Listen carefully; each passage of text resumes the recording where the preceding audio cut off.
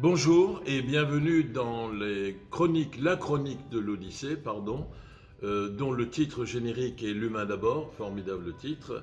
Et aujourd'hui, c'est la chronique de l'Odyssée numéro 15.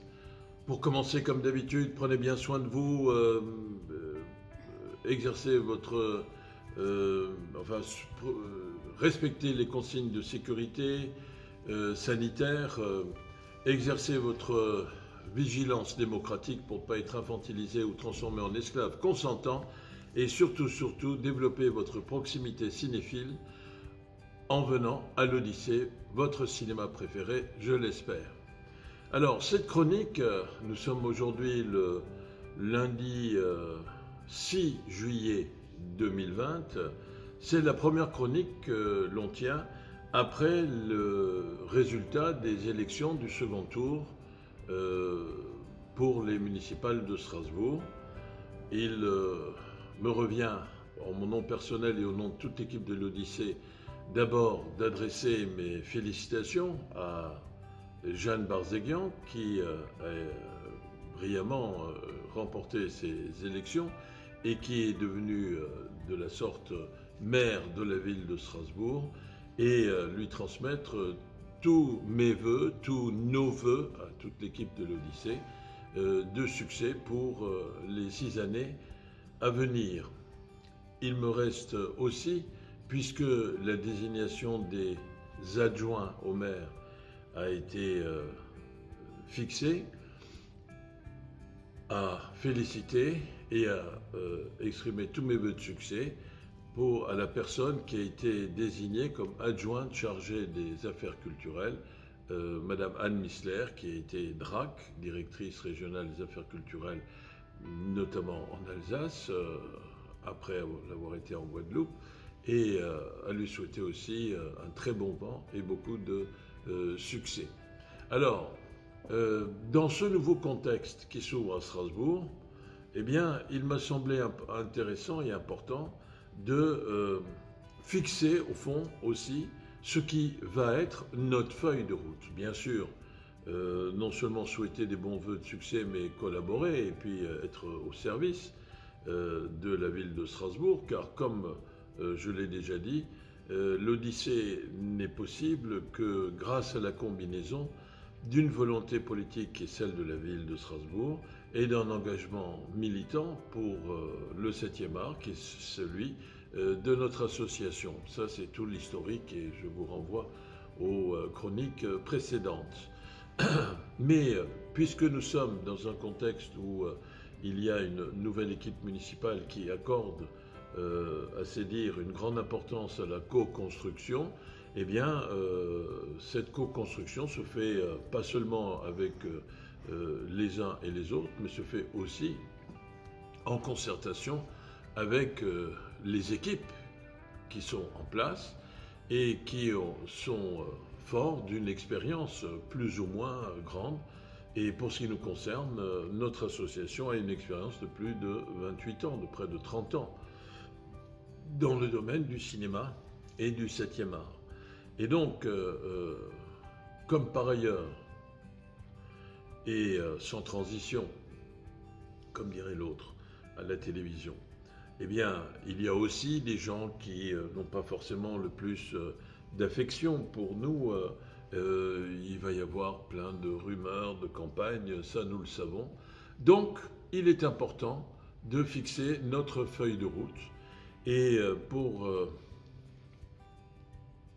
ne pas plagier la série américaine tournée durant la Deuxième Guerre mondiale sous la direction de Frank Capra, dont le film La vie est belle est actuellement sur les écrans de l'Odyssée, et qui est intitulée, cette série, Pourquoi nous combattons.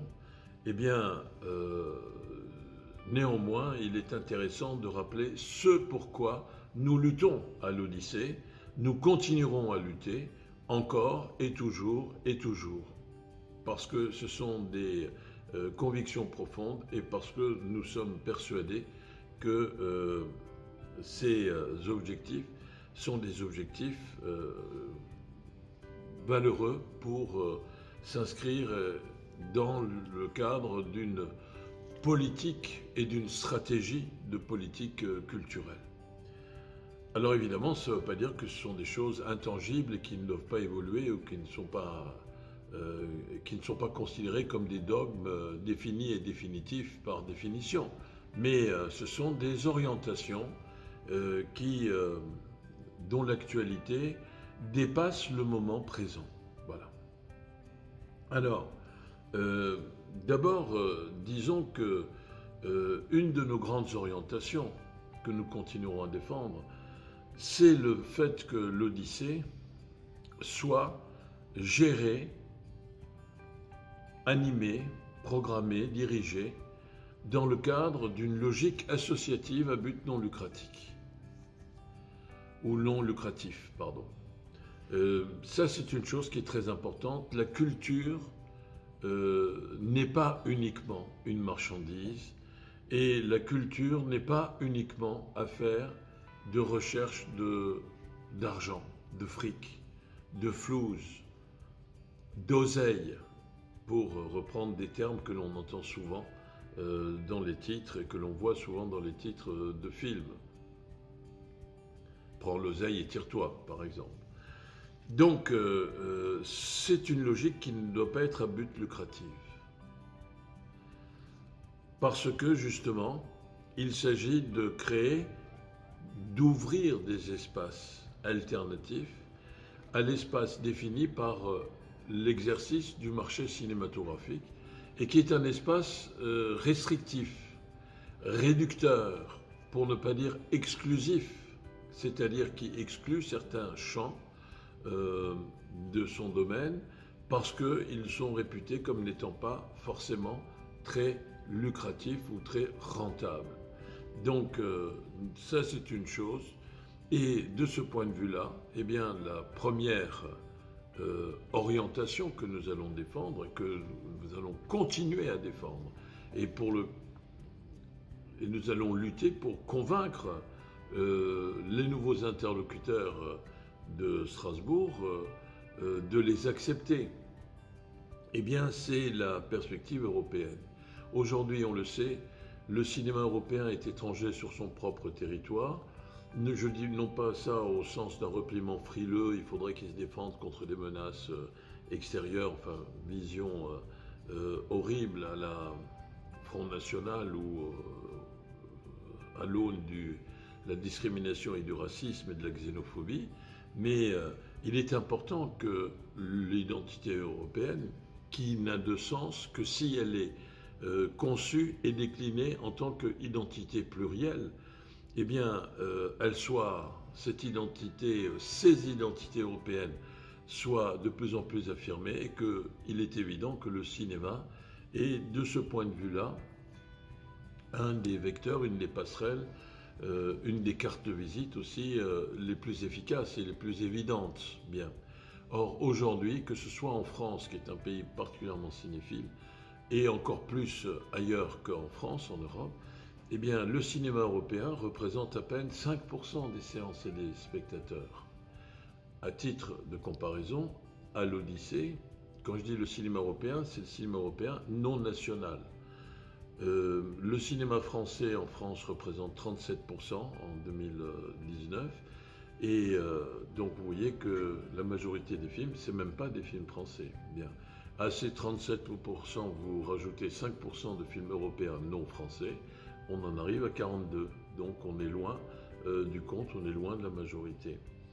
Et à titre de comparaison, disais-je, eh bien, à l'Odyssée, eh bien, 53% en 2020 des séances et des films et donc des spectateurs aussi sont dédiés aux cinématographies européennes non françaises. En tenant compte des films français, bien, nous arrivons à quelque chose comme 64% de films européens au sens large du terme, y compris français.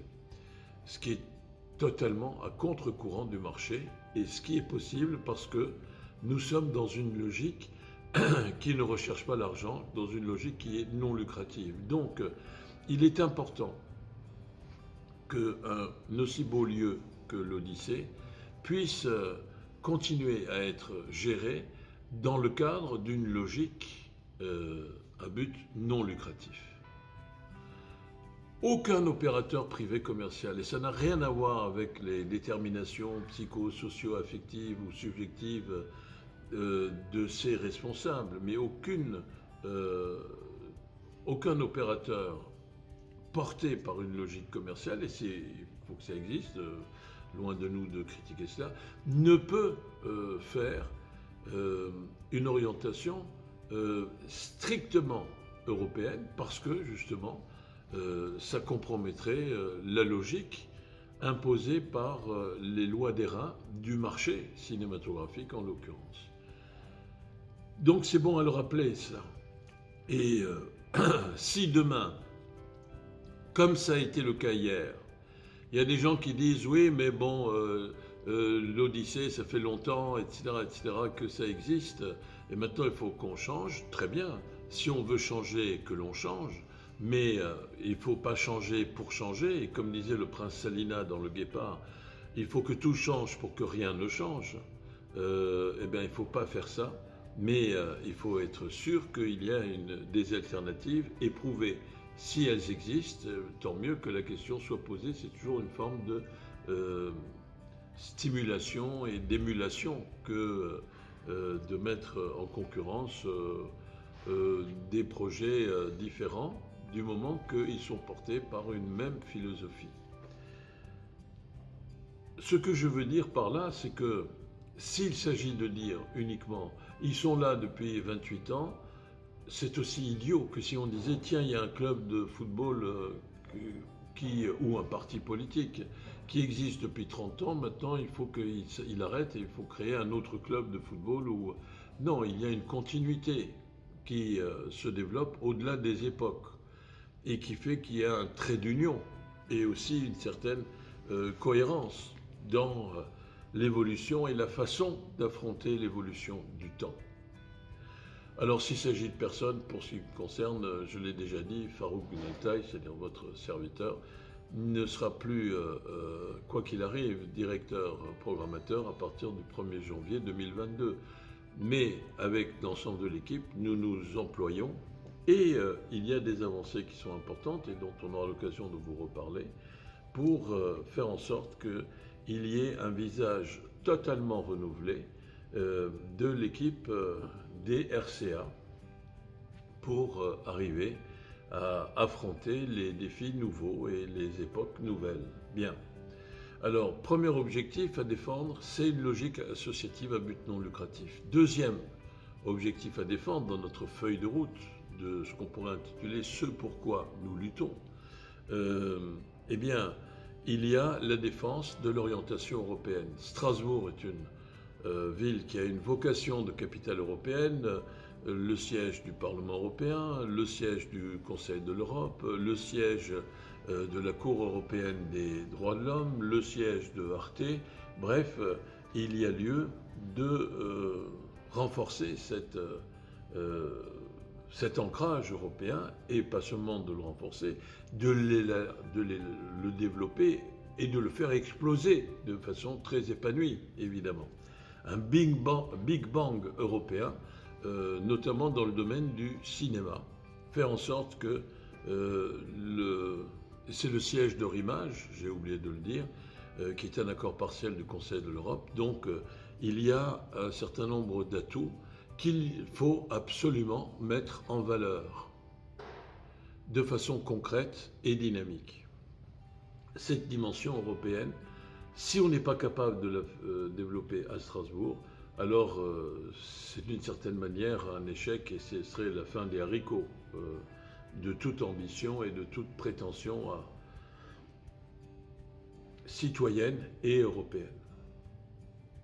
Alors, ce qui est intéressant, c'est que voilà, cet objectif, il faut le défendre. Et puis, il y a un autre objectif qu'il faut défendre, qui est celui de la diversité.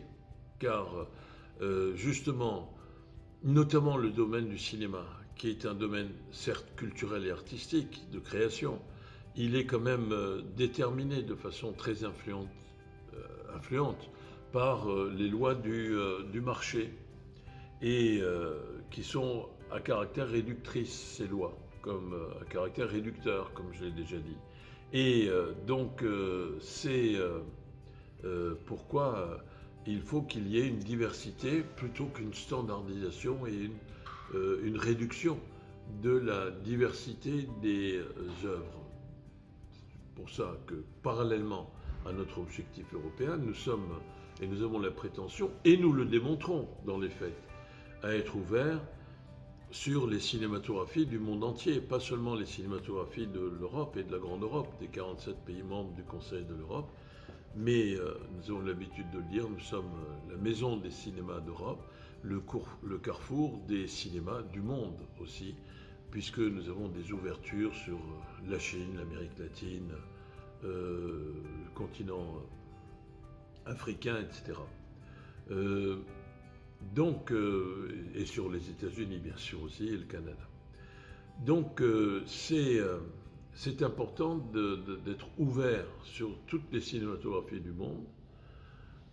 D'autant plus qu'aujourd'hui, faut-il encore une fois le rappeler, 80%, plus de 80%, même près de 85% des écrans de cinéma du monde entier sont occupés par bien moins de 10% de la production mondiale, si l'on veut bien se souvenir de ce monopole exercé par Hollywood, ou en tout cas ce qu'on appelle les blockbusters nord-américains, contre lesquels je n'ai rien, mais c'est contre le monopole desquels je pense qu'il y a lieu de réagir. La même réaction serait tout aussi légitime s'il y avait le monopole du cinéma luxembourgeois ou que sais-je, du Liechtenstein sur le marché cinématographique mondial et sur la diffusion mondiale des œuvres du 7e art. Ensuite, dans cette diversité, il y a aussi le respect d'une diversité des territoires. Sur la place de Strasbourg, comme on l'a rappelé durant cette campagne, est une ville où il y a un seuil de pauvreté qui est malheureusement très important et où il y a des fractures sociales qui se traduisent à travers des ruptures territoriales d'absence de continuité entre l'hyper-centre-ville et les quartiers dits périphériques. Eh bien, il y a lieu de lutter contre cela. Et c'est la raison pour laquelle nous avons engagé, à partir d'aujourd'hui, justement, nous sommes lundi 6 juillet, cet après-midi, nous sommes une grande réunion avec plus de 11 responsables de centres socio-culturels QPV, comme on dit dans le langage politique administratif, c'est-à-dire qui sont impliqués dans ce qu'on appelle les quartiers prioritaires de la ville. Et donc,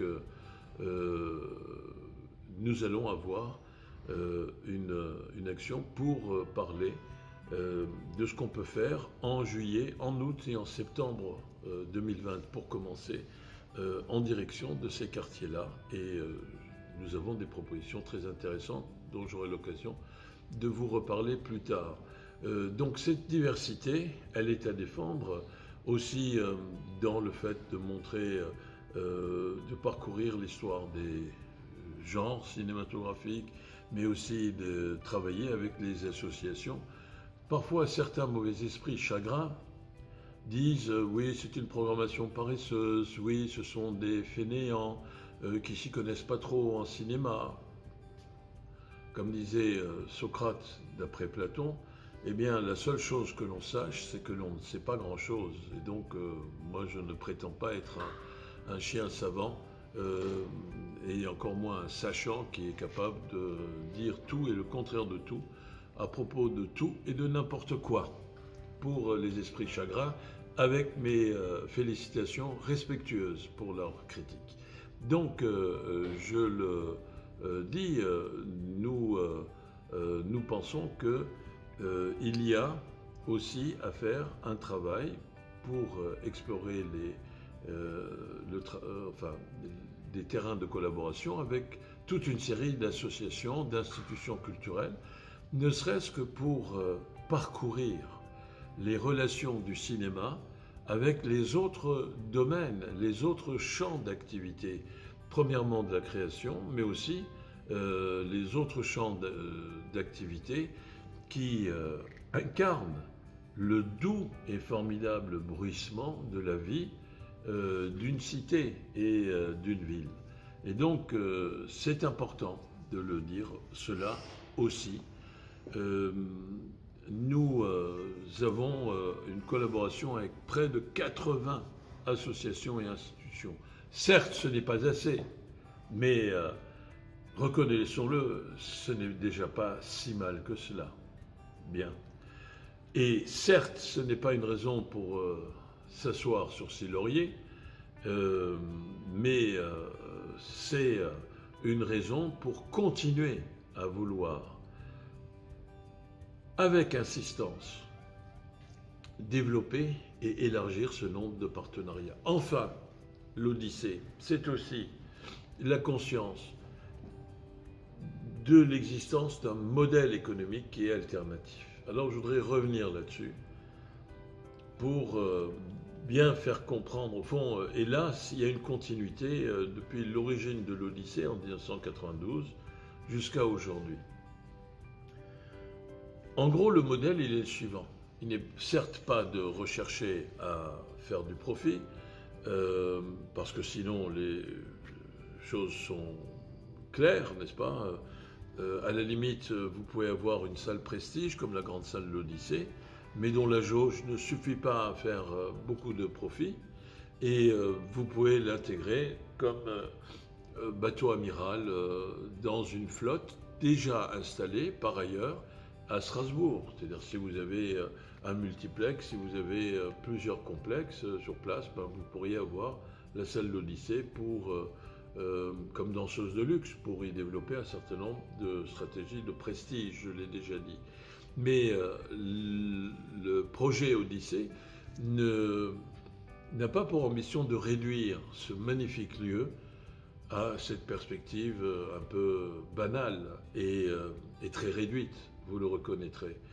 Dès le début, nous avons dit qu'il doit y avoir une activité qui, certes, ne doit pas concurrencer les activités classiques, commerciales des cinémas installés sur place, et donc doit subir des contraintes du point de vue des choix programmatiques, c'est-à-dire qu'on ne cherche pas à montrer les mêmes films porteurs, que ce soit dans les films commerciaux ou que ce soit dans le secteur porteur de l'art et essai, pour lesquels se battent, films pour lesquels se battent les autres salles de cinéma, et parfois d'une manière qui n'est pas la plus raffinée et la plus élégante. Mais passons, nous à l'Odyssée, nous devons avoir une activité économique qui est non concurrentielle, d'où notre slogan « Le cinéma autrement », et qui doit cependant tendre à s'autofinancer à hauteur de 40 à 35%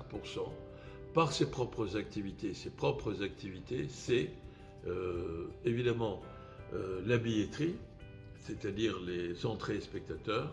C'est aussi, d'autre part, les locations de salles, parce qu'on a une très belle salle qu'il faut louer, qu'il faut mettre en valeur pour qu'elle soit utilisée dans des stratégies de communication, mais toujours avec au cœur la préoccupation du 7e art, pas la préoccupation de faire du fric, si vous me permettez cette précision. Et puis il y a aussi les différents sponsoring, mécénats, financement annexe, comme on dit, mais dans le cadre du strict respect de la loi, bien sûr, pour arriver à équilibrer un fonctionnement économique dont l'objectif n'est pas de dégager du profit, mais dont l'objectif est de ne pas perdre de l'argent. Ça, c'est un point important, et c'est la raison pour laquelle nous avons toujours défendu le principe qu'il doit y avoir une subvention municipale qui doit permettre de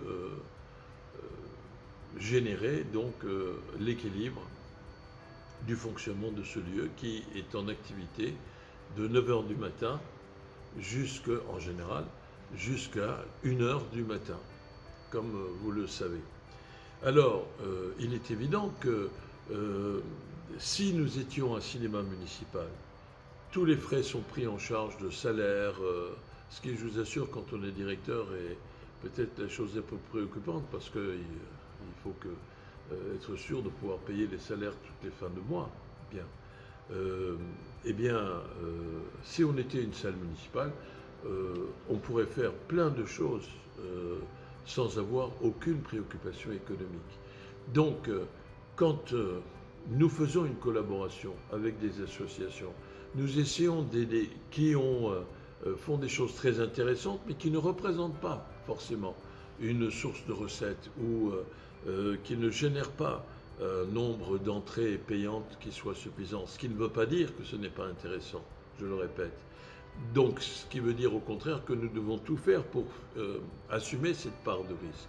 Mais en même temps, cette part de risque, nous devons l'assumer de manière à ne pas compromettre le cap général, qui est le cap de dire plus de 50%, et si possible 60 à 65% des activités de l'Odyssée doivent être autofinancées.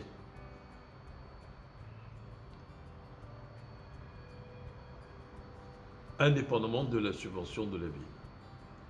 Donc, il est évident que parfois, nous ne pouvons pas satisfaire toutes les demandes, ou plus exactement de collaboration, ou plus exactement, nous sommes obligés de les étaler dans le temps, mais je mets au défi qui que ce soit, avec la plus ferme cordialité, de dire qu'à l'Odyssée, ils n'ont pas été que leurs demandes de coopération n'ont pas été prises en compte et satisfaites, même si parfois on est obligé un tout petit peu d'étaler dans le temps et de combiner, parce que quand, vous le savez très bien, il est impossible de mettre 3 litres en même temps dans une bouteille qui n'a qu'une capacité de 1,5 litre.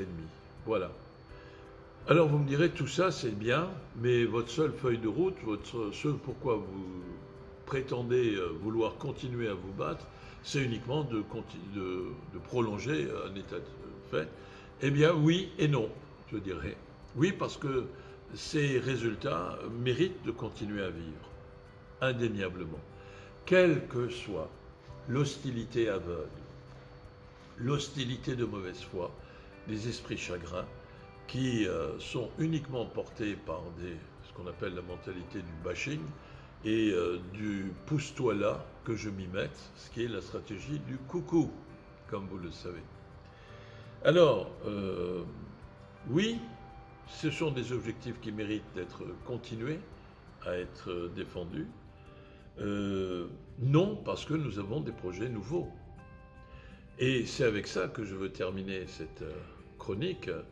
Eh bien, les projets nouveaux, c'est d'une part dans le domaine de l'Europe. Eh bien, de mettre en place un festival du cinéma européen à l'Odyssée, pas seulement à l'Odyssée, en collaboration avec toutes les salles de cinéma, sans en exclure aucune, du moment qu'elles semblent intéressées et qu'elles décident de vouloir participer à cela. Je dis sans exclure aucune parce que nous, comme on a déjà eu l'occasion de le dire, nous avons été exclus de certaines manifestations. Par exemple, toutes les salles de cinéma de Strasbourg, sauf nous, ont été contactées pour participer à tel ou tel festival. Et nous, pourtant, cinéma de la ville de Strasbourg, eh bien, nous avons été délibérément mis à l'écart. Ce sont des mesquineries. Nous ne pensons pas que ces mesquineries sont valables et nous pensons que ce projet du Festival du cinéma européen, eh bien, doit être proposé, que nous avons l'ambition de vouloir porter, pas seul contre tous, mais avec tout le monde. Eh bien, il mérite d'être diffusé dans toutes les salles, sans exception, de Strasbourg, y compris les salles à venir, et qui n'existent pas encore aujourd'hui. Et puis, d'autre part, nous avons un autre projet qui est de faire en sorte qu'il y ait une intensification et des points d'ancrage du cinéma en direction des quartiers, des points d'ancrage de diffusion du cinéma en direction des quartiers, y compris les quartiers plus difficiles de la ville de Strasbourg, pour qu'il soit permanent. Ça, c'est un projet très ambitieux auquel nous croyons et que nous essaierons de développer. Enfin, nous avons aussi un rêve qui est celui de développer un musée du cinéma à Strasbourg. Nous sommes en contact avec la BNU, que je salue, la Bibliothèque nationale universitaire de Strasbourg, dont les responsables sont des gens formidables et très dynamiques. Et nous espérons qu'il va y avoir une collaboration qui permettra de développer cette activité de musée, car la découverte des horizons multiples du 7e art ne doit pas se faire en tournant le dos à la mémoire du 7e art et à la redécouverte et à la connaissance de toutes les œuvres du patrimoine cinématographique, parce qu'il n'y a pas de génération spontanée dans ce domaine. Donc vous voyez qu'il y a beaucoup de projets. Nous sommes à la disposition de toutes les personnes qui veulent co-construire des projets et nous continuerons, vous pouvez en être sûr, à défendre fièrement, avec détermination et avec toute notre énergie, soyez-en assurés, nous continuerons à défendre ce projet qui est un rêve formidable. Et comme disait le poète William Blake, "What is now proved was once only imagined." Continuons à imaginer pour continuer à prouver qu'il est possible de se surpasser, qu'il est possible d'aller le plus loin possible et de continuer à parcourir de façon ininterrompue les multiples horizons de la condition culturelle et de la condition artistique. J'ai été un peu long, mais l'heure est grave et le mérite, je pense. Et permettez-moi, pour terminer, de vous adresser toutes mes salutations les plus cinéphiliques et les plus cordiales et vous inviter à continuer à venir ici à l'Odyssée. Vous avez entendu un peu de bruit, c'est la séance du Cinoche des Gosses du matin qui va commencer, de jolis gazouillis de voix enfantines qui, dans quelques secondes, vont se taire et regarder avec émerveillement la salle qui tombe dans l'obscurité pendant que le faisceau de lumière enchanteur et émerveillant va remplir le blanc écran au sein de cette salle au parfum en noir pour un film formidable que je vous conseille, Les extraordinaires aventures de Marona. À très bientôt, merci, au revoir.